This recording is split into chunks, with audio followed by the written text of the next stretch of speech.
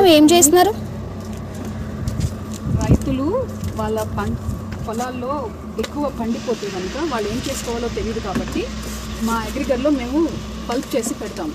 So ఇది service లాగా ఒక ప్రొవైడ్ చేసుకుని వాళ్ళకి వాల్యూ అడిషన్ అనేది నేర్పించడం జరుగుతుంది. సో దానికోసం తెలిసిన రైతు నేచురల్ ఫార్మర్ ఒక ఆయన ఇవన్నీ పండ్లు ఒకేసారి అమ్ముకోలేక వాళ్ళు ఏం చేయాలో అర్థం కానప్పుడు ఈ సొల్యూషన్ని మనము చెప్పినప్పుడు వాళ్ళు మన కోసము పల్ప్ చేసి పెట్టండి, మేము పల్ప్ని యూజ్ చేసుకుంటాం, తర్వాత ఐస్ క్రీమ్స్ కానీ దేంట్లో వాడుకుంటాము, జ్యూసెస్కి కానీ అని చెప్తే మనం పల్ప్ చేసి రేపు పంపిస్తాం. ఓకే, ఆ పల్ప్ యూజెస్ ఏమంటారు?